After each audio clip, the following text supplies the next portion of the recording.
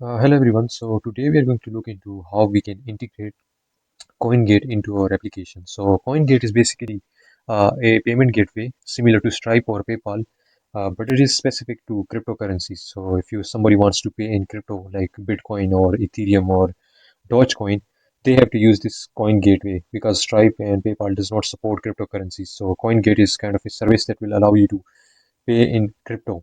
So first of all, this is like the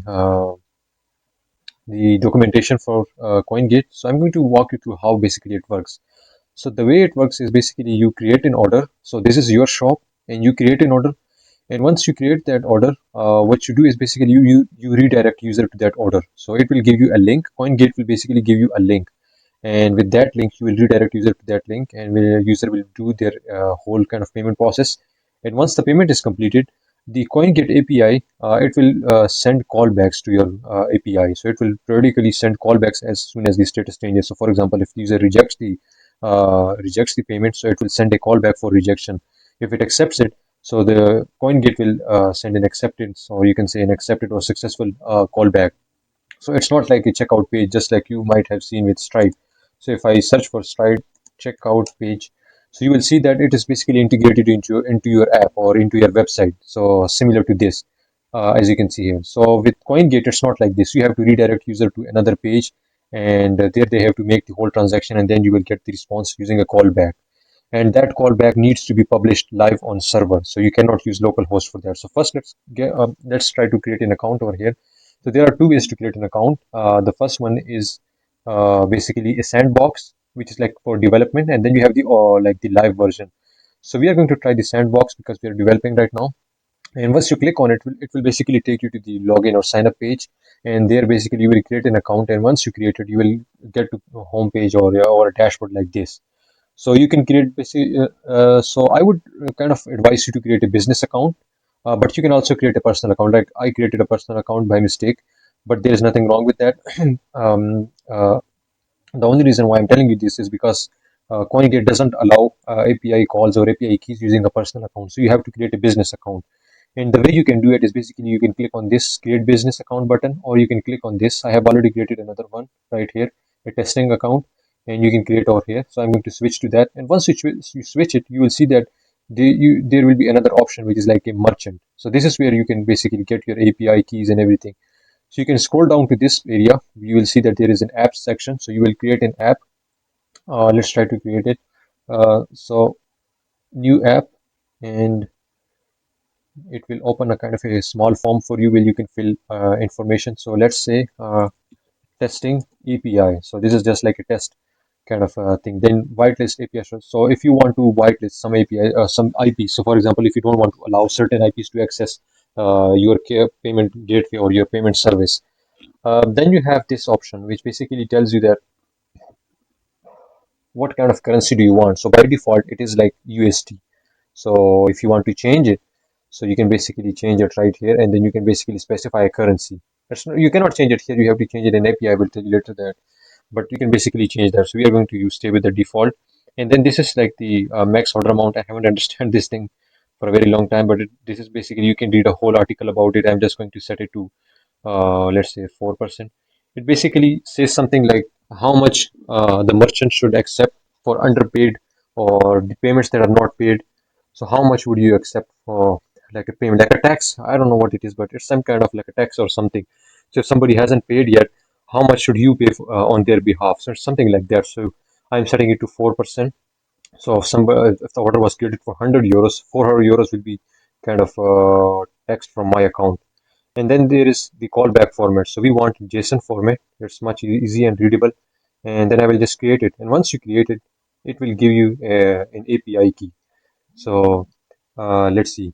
And that API key is basically only available to you like only once. So they have already tell you that it is only available once. So make sure you copy it. So I'm just going to copy it over here.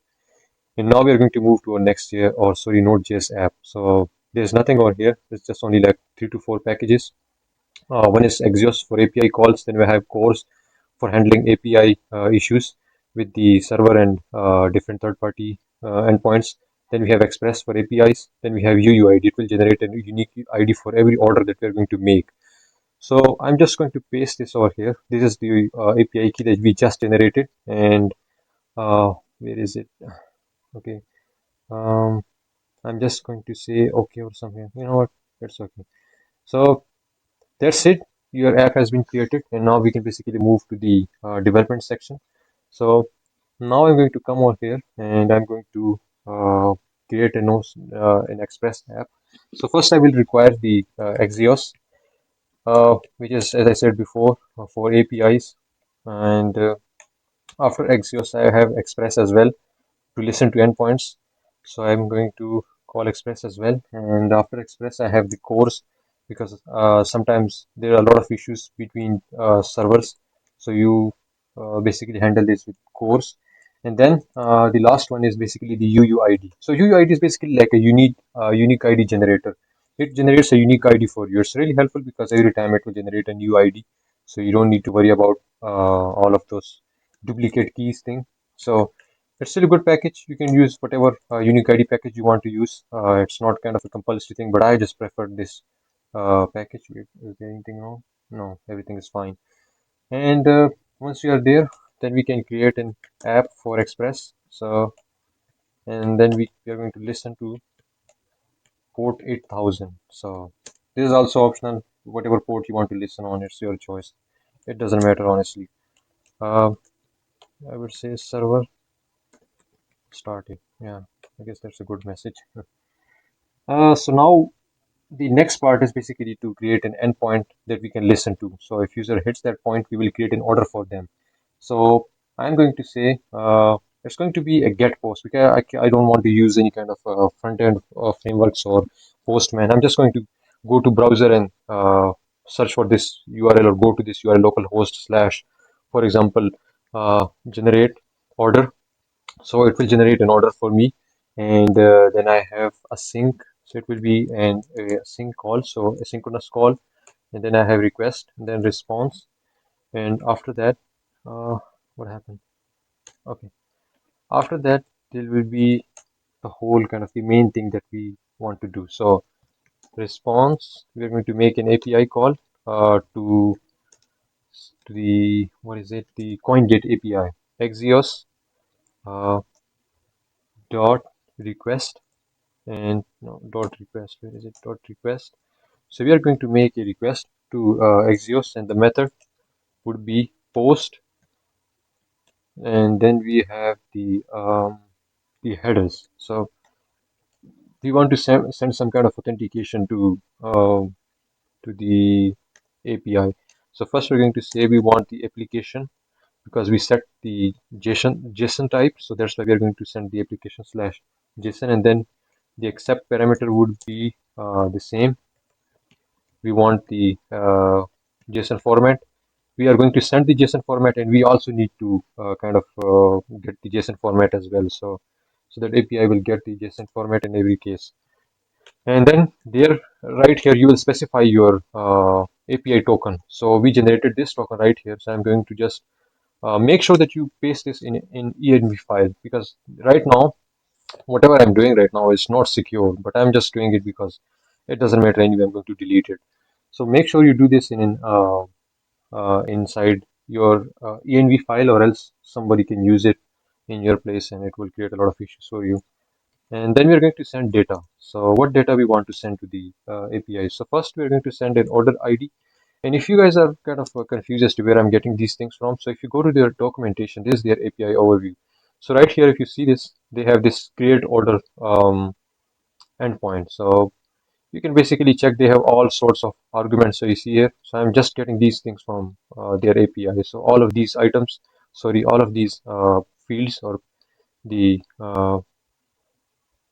the data that I'm trying to enter over here is basically from that API documentation. So the ID that we're going to generate will be basically something like this. So for example, we are generating a CoinGate API, right? So I'm going to say coin. This is optional. Like, you can generate whatever type of API key you want to generate. This is just like uh, what I'm trying to do. Like, you can generate any kind of API. Like, my name is Johor, so I'm going to enter Johor as well. And it doesn't matter. It should be unique. That is the only thing. So for every order, it should be unique. So I'm going to say UUIDV4.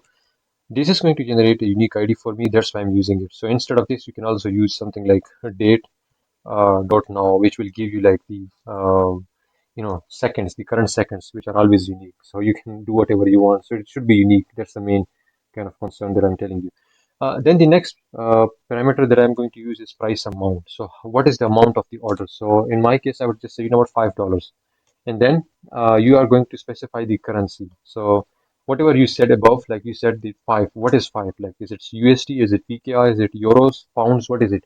So you're going to specify over here, and then you are going to say receive currency. So I want to receive this in what currency? So I want to receive it in also in USD.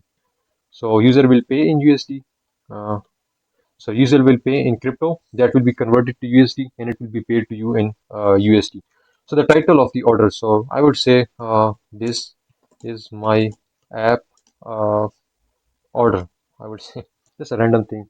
Then you can also provide description. So I would say lorem ipsum blah blah blah something. You can put anything over here. It doesn't matter. So whatever the description you want to put for yourself. Then we have the callback URL. This is what I was talking about earlier at the start um, of this session. So callback URL is basically where the API should respond to, where the CoinGate should send the response to.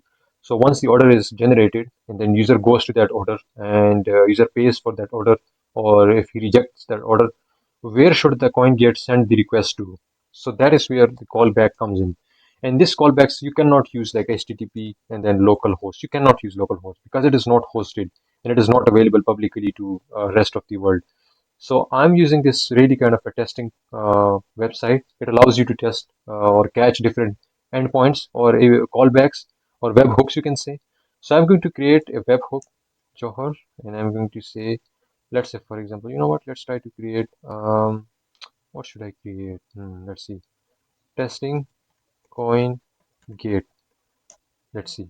So it is going to take me to this URL. Now I can use this URL. It will basically wait, was it, what is it? Okay.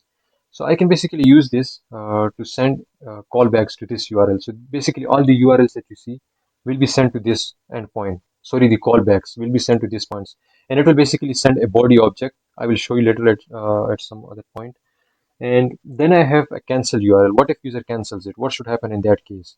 So you can basically paste your own website URL, whatever it is. I'm just going to search for any random website, like for example, Pexels. You know what? Forget Pexels. I'm just going to say github.com. So once it is kind of cancelled, it should go to github.com. Okay, and what about the success? So what should happen if the user kind of pays for the amount? Where should the user be redirected to? So I'm just going to say google.com. So you redirect user to google.com, right? You can use any endpoint or here and make sure you pay for, sorry, you mentioned your own website URL. And then we have the token and which is basically required by the, I guess it is required somewhere. No, it's not here required, but it is kind of custom. So you need to you need to pass a unique token as well. So I'm just going to use this one.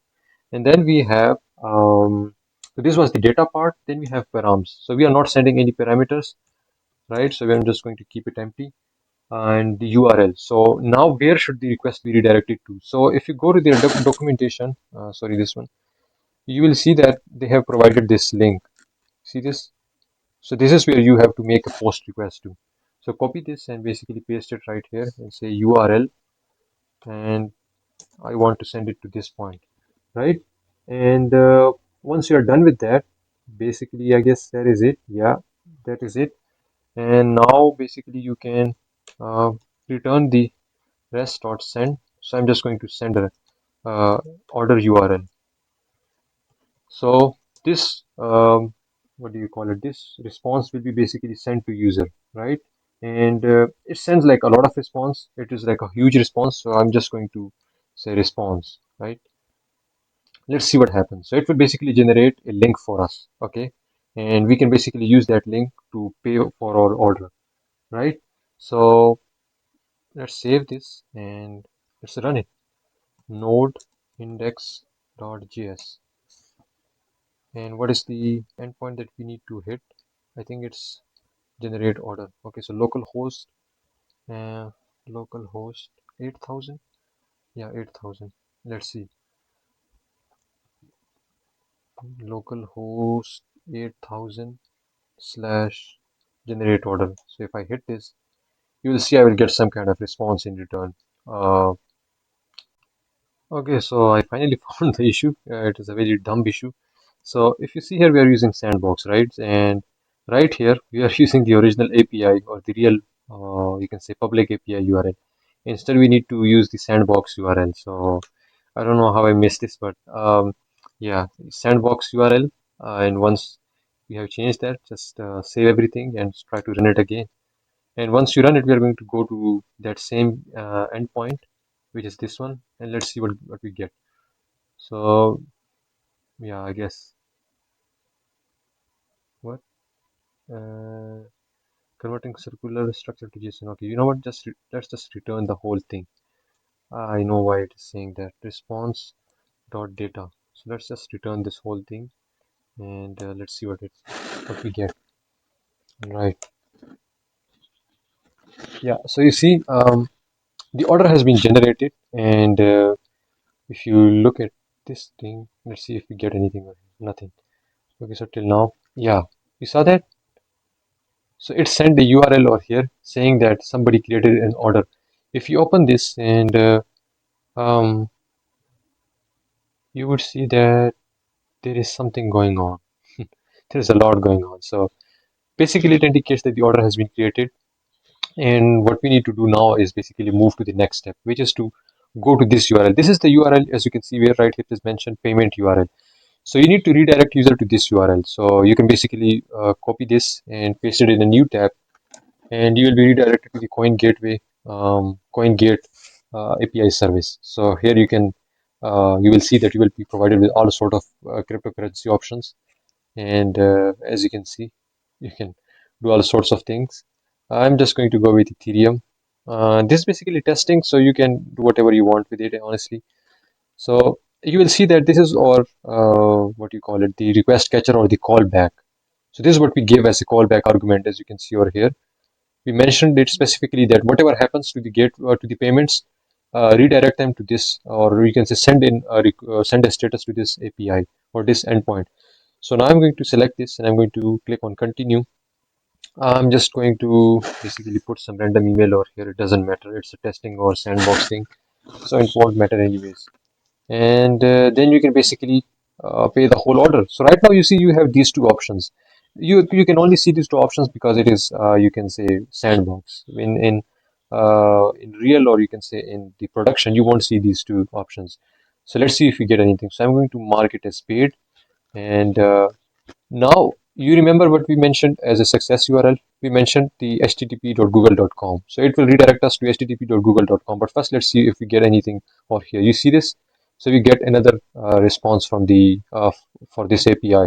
So it has a lot of different things. So let's see if I can copy this. So this is like the body. And if you see here, it has a lot of things going on. How can I edit this? Let's see. Copy object, and let's go to VS Code. And yeah, so I don't know how I need to edit this, but basically you can see all sort of things are happening over here. And if you don't understand this, you can basically go to the Coin Gateway API, and here you see this is basically what's returning to us.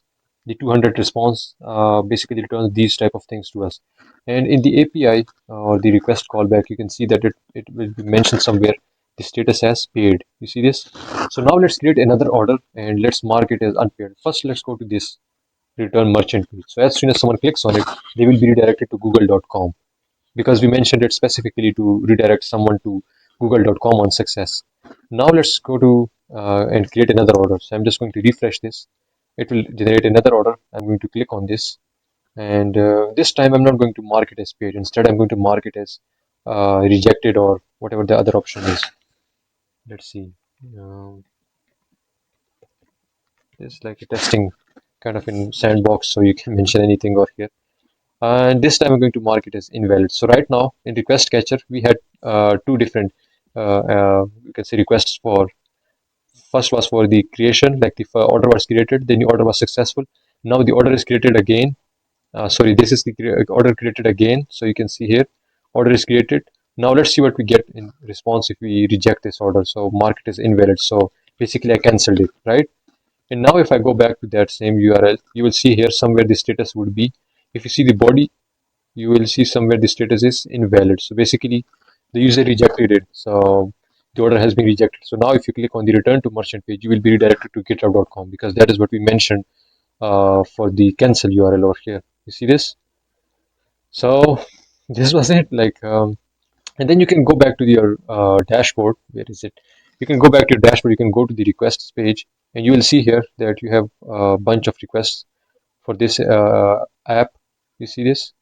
So the order, then the order, then the order. So then you can see all of the parameters, and just go through their documentation. Everything is pretty much clear right there. And you can also get all the orders, list all the orders, order status. There are a lot of things. But the main thing that you need to remember is mention the callback URL, and don't forget to mention it because this is really important, and this is what the API will send responses to. Just like in our case, it sent all the responses to this endpoint because we specifically mentioned it that we need responses on this URL. Plus, you see this the ID, so this is the ID that it created as well, that I mentioned. Then you have status, invalid payment, and pay currency, and all that. And yeah, this is it. This is also kind of a short code. If you guys have any kind of questions, just let me know. I will try to paste this code somewhere, maybe on GitHub. And if you have any issues, please let me know. Thanks.